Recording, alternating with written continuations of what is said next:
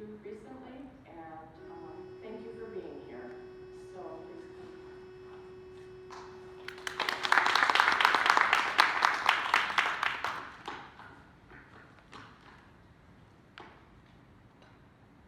Good afternoon. We're here today to speak out for truth, speak out for justice, speak out for humanity. We're here today to speak out for Leah.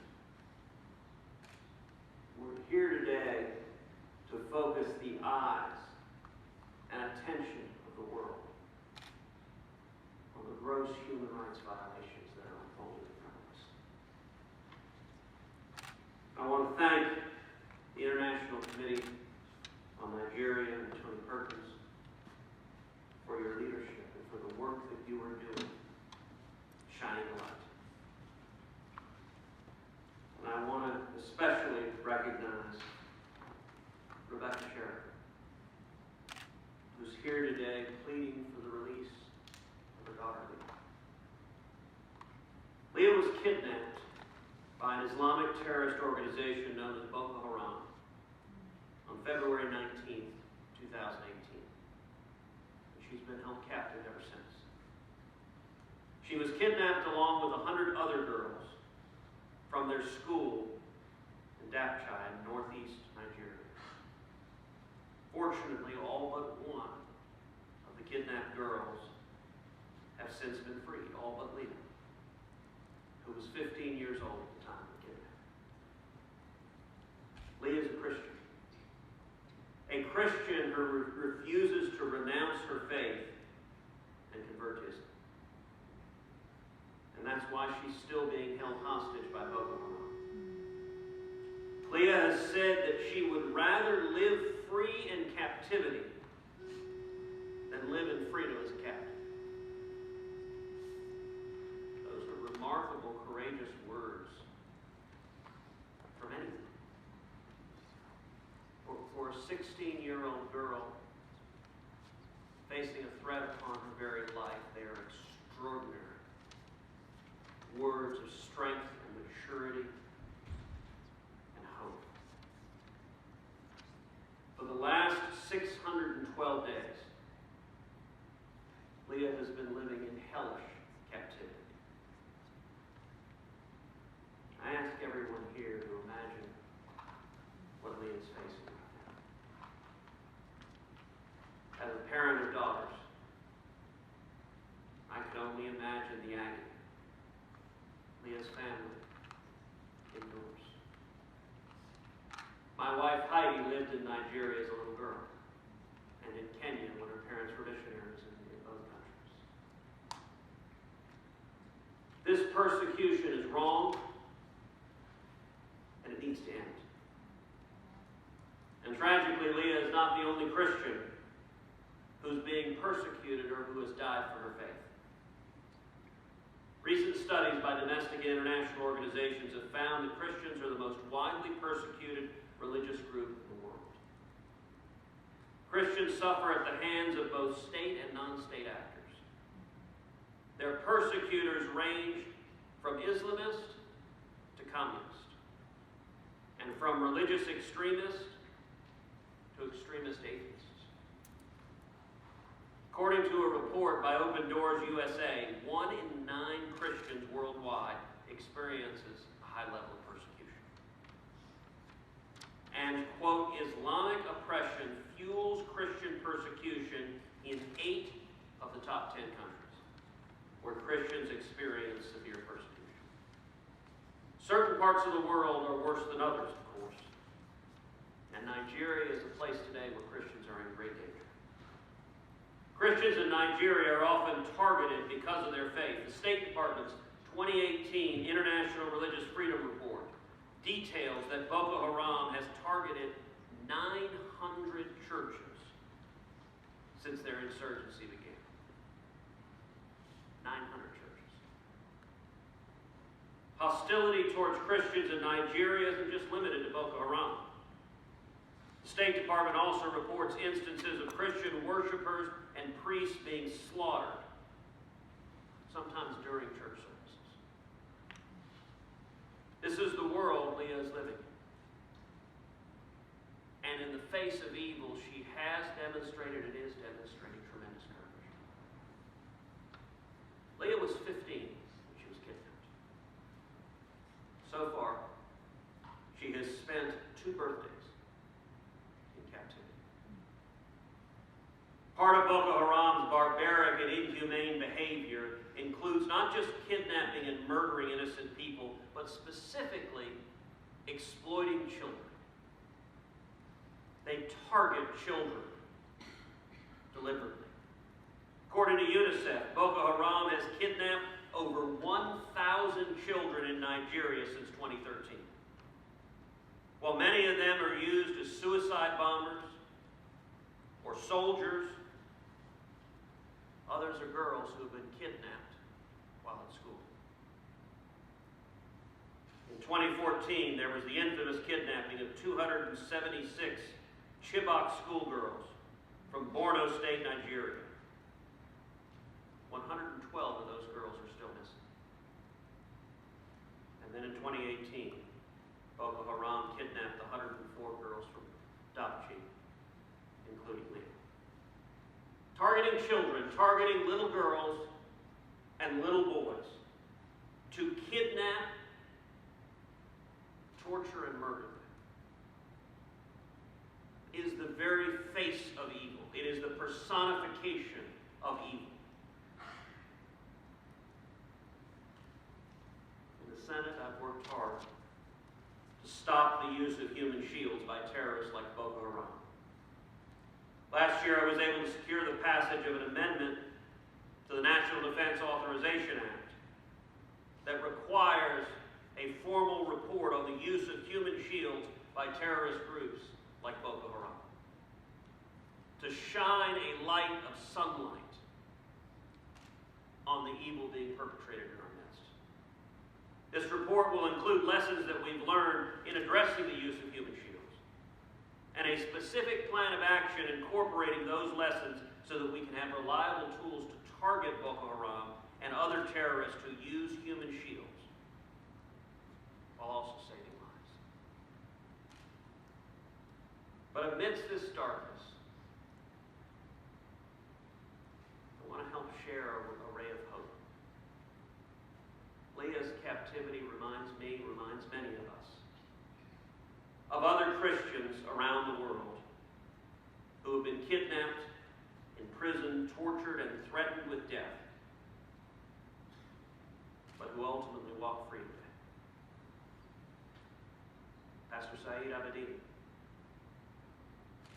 was imprisoned far too long until the eyes of the world focused and demanded his freedom. God, we thank you for being here today. Miriam Ibrahim, a mother who was imprisoned in Sudan for being a Christian. Like Leah, Miriam was given a choice: renounce your faith or face death. And like Leah, Miriam Ibrahim demonstrated extraordinary courage. When I first had the opportunity to meet Miriam Ibrahim after she had been released, it struck me how relatively young she was. And I remember asking her, after she's given birth to her second child, Maya, while in leg irons, after she's been threatened with 100 lashes and hanging by the neck until dead, I remember asking her how, in the dark of that prison cell, how did you not lose faith? How did you not lose hope? And she simply responded to me with a very quiet answer. Jesus was with me.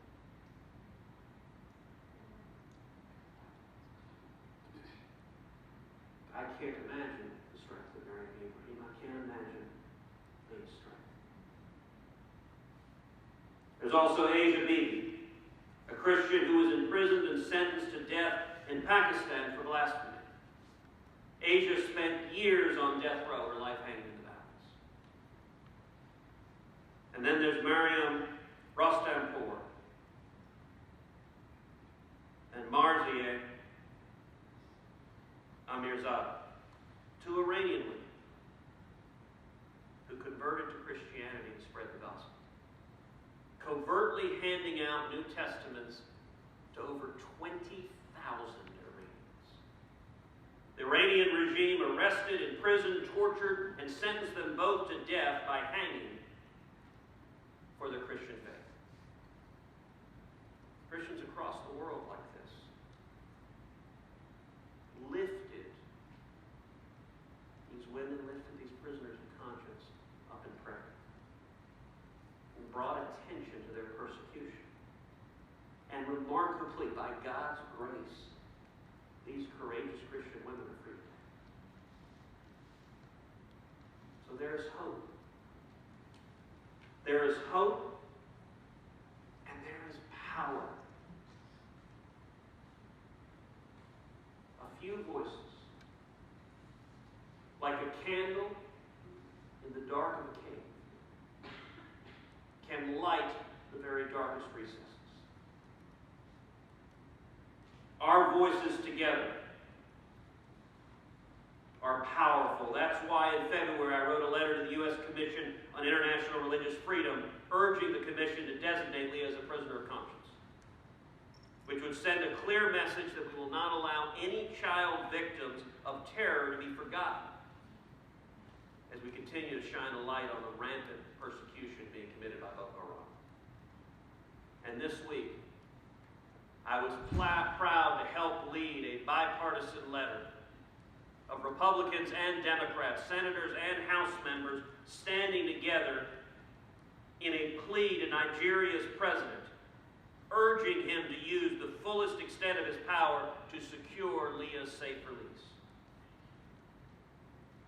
The United States needs to convey a moral clarity on these issues and to demand the government in Nigeria to protect religious freedom and to protect basic human rights. It's time, it's long past time for Leah to be freed. And for Boko Haram to be put on its heels and dismantled forever. God is present in the darkest corners. In my family, we too have experienced persecution. My father was imprisoned and tortured in Cuba as a teenager. My aunt, my Tia Sonia, was about Leah's age when she was thrown in prison and tortured in Cuba. Today, both my father and my Tia Sonia are free, have escaped oppression, and are living free here in America.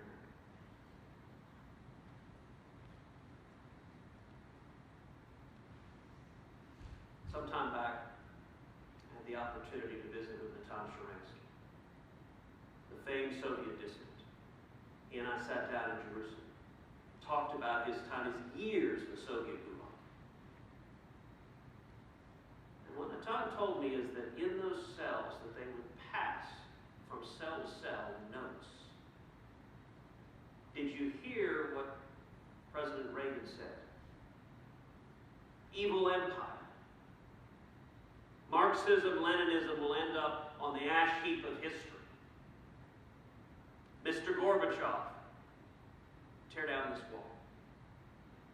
That those words in a dark and lonely prison cell pierced through the prison walls and ultimately helped bring about the collapse of the Soviet Union.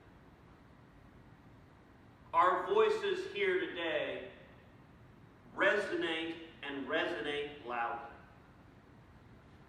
And those who are committing evil, who are committing atrocities, those barbaric animals who target little girls, should be viewed rightly across the globe as contemptible predators.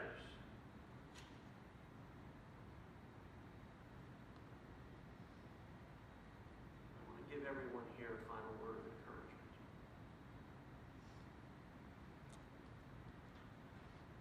Truth is stronger than lies. Light is stronger than darkness.